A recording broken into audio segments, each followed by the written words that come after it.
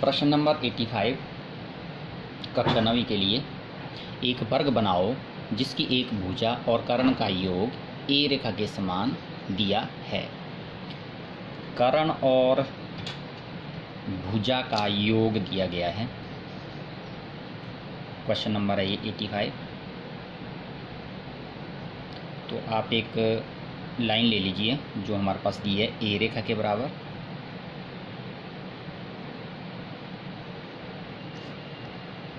ए रेखा के बराबर रखिए, इसका नाम इसी के माप की। देखिए मैं इसको माप के ले रहा हूँ तो ऊपर भी इसी का माप ले रहा हूँ। इसी के माप की हमने यहाँ पे एक रेखा लेनी है।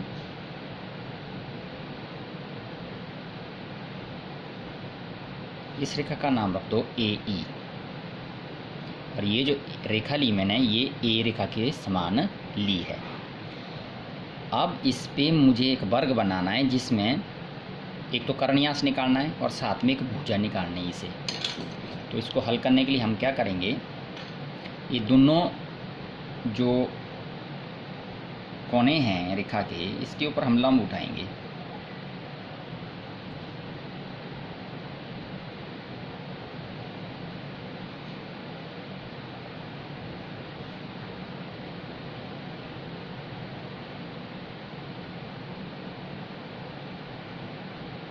लंब ए पे भी और ई पर भी।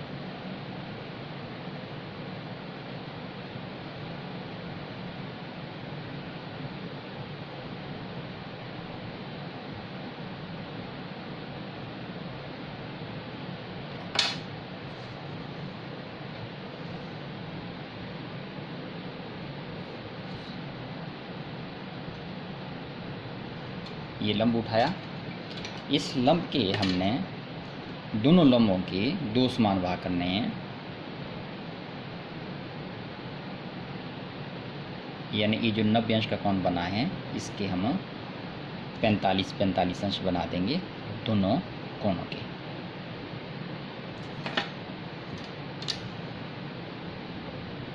पेंसिल बारीक रखें। जितनी पेंसिल बारीक आप रखेंगे उतना आपका सफाई से काम होगा और आंसर सही आएगा। पॉइंट बिल्कुल सही लेने हैं। अगर आप यहाँ भी पॉइंट भी गलत लेते हो थोड़ा बहुत, वो भी आपके आगे प्रश्न को गलत कर जाएगा। इसके बाद क्या करना आपने, ये जो 45 अंश का कोण यानी ये हमने समकोण का आधा किया है, इसका फिर का आधा करना है एक बार। तो एक चाप यहाँ से लगाओ नीचे और दूसरा ये जो कोण बना है इसका आधा। तो एक तरह से ये 22.5 अंश का कोण बनेगा और ये जो 22.5 अंश का कोण बना है ये आगे जा कर के दूसरी तरफ से जो हमने समकोण का आधा किया था उसको कहीं ना कहीं कटेगा। जैसे देखो ये कट गया है, तो जहाँ ये कटा ये आया बिंदु डी, हम इसका नाम रख देते हैं। और ये आएगी वर्ग की एक भुजा। यहाँ पे प्रकार रखिए और ए तक खोलो। ए तक खोला, एक चाप लगाओ ऐसे। इसे क्या होगा, इसे आपको मिल जाएगी वर्ग की दूसरी भुजा। ये मिलेगी दूसरी भुजा। इसका नाम रख दिया, क्या रखेंगे इसका नाम, ए बी सी नाम इसका रख दो। अब रह गया एक और, वो है डी बिंदु। डी बिंदु को निकालने के लिए हम क्या करेंगे, एक चाप ए से नीचे की ओर लगाएंगे और दूसरी चाप सी से इसको काटेंगे।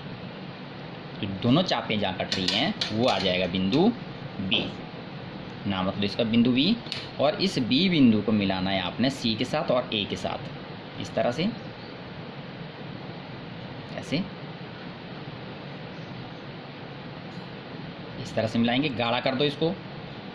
मैं पहले भी कहता आया हूँ जो आप उत्तर जो आप दिखाने वाले होते हैं वो दूसरी लाइनों से, दूसरी चापों से वो थोड़ा सा अलग होना चाहिए। अलग मतलब थोड़ी सी गाढ़ी होनी चाहिए, ताकि दूर से हमें देखने ये पता चले कि ये हमारा उत्तर है। ऐसे ये, तो ये जो वर्ग बना आपका ये हो गया इसका आंसर।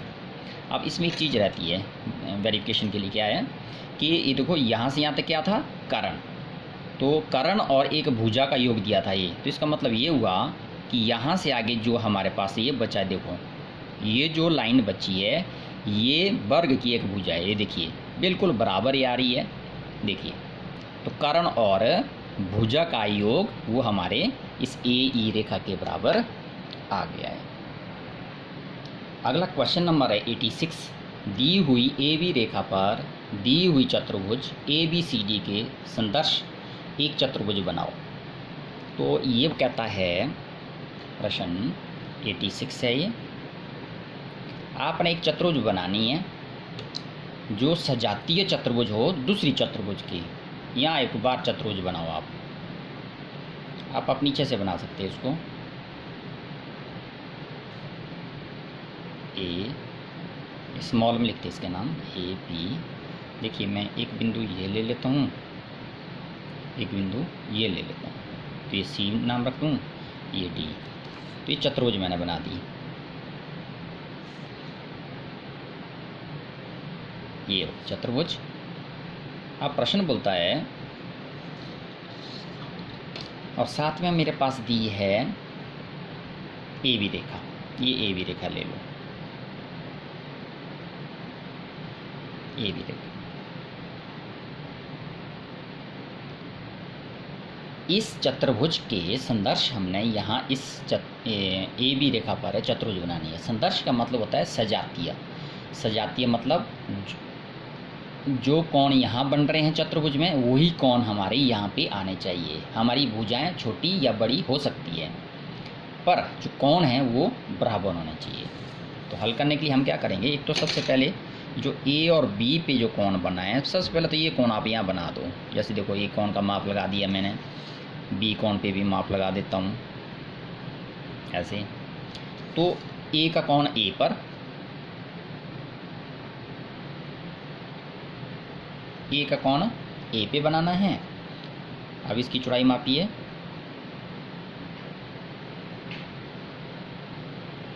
जितना चौड़ा है उतना इसको यहाँ से काट लीजिए ऐसे। ये कोण हमारे पास यहाँ बन गया ऐसे। तो ये जो कोण है ये यहाँ पे बन गया। अब जो है बी पे हमने ये कोण बनाना है, बी का कोण बी पे बना दो। चाप इतनी, चौड़ा कितना है, चौड़ा मापिए इसको, जितना चौड़ा है उतना इसको काटिए ऐसे और मिला लो इसको।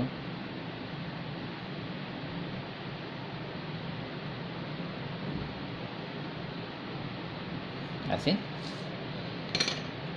अब आपने क्या करना है, देखो ए बी तो मिल गया, हमें सी और डी चाहिए। तो सी और डी के लिए क्या करना पड़ेगा, मैं एक विकर्ण लगा देता हूँ, इन दो कोणों को आपस में मिला लूँ तो ये विकर्ण बन जाएगी। अब जो कोण यहाँ बन रहा है सी ए बी कोण, सी ए बी कोण को मापेंगे यहाँ पे ऐसे, ये सी ए बी कोण, जितना ये सी ए बी कोण है उसको मापेंगे और यहाँ से चाप लगाओ। ये इस कोण को मिलाओ, ये जो कोण है आगे जा कर के जहाँ इस लाइन को कटेगा वो आ जाएगा हमारे पास सी बिंदु। ये हमारे पास आ गया सी बिंदु। देखो जहाँ ये कट रहा है ये सी बिंदु, ठीक है। अब रह गया डी बिंदु। डी बिंदु के लिए हम क्या करेंगे, यहाँ जो सी पर जो कोण बन रहा है ये कोण बना देंगे। ये सी पे जो कोण है उतनी चाप सी से लगा दो ऐसे, और जितना ये चौड़ा है, ये जो चौड़ाई में है इसको मापो, ये उतना इसको काटिए ऐसे और मिला लो सी के साथ इस तरह से। ये तो जहाँ ये आगे इस लाइन को कट रहा है, जो ए कोण है जहाँ ये कट रहा है वो आ जाएगा बिंदु आपका डी। तो ये डी बिंदु आया है और ये आपकी चतुर्भुज बन गई। ए बी सी डी जो चतुर्भुज बन गई, ये इसका उत्तर होगा। ठीक है, ए बी सी डी ये इसका यानी इसके संदर्श ये चतुर्भुज बन गई। तो इसको आप ऐसे भी देख सकते हैं, बाकी कोण हमारे सारे बराबर है, क्या ये डी डी कोण के बराबर है या नहीं है, इसको चेक कर सकते हैं आप यहाँ पे। अगर ये बराबर है तो आपका उत्तर ठीक है, अगर नहीं है तो आपका उत्तर गलत है। देखिए जितनी चाप आपने वहाँ लगाई है वही चाप आपको यहाँ लगानी पड़ेगी। अब चौड़ाई इसकी मापनी है आपने। अगर ये चौड़ाई बराबर है दोनों कोणों में तो आपका प्रश्न ठीक है। ये देखिए बिल्कुल बराबर ही आ रहा है, तो इसका मतलब आपका प्रश्न बिल्कुल सही है। ये चेक कर लें आप। क्लियर। 86।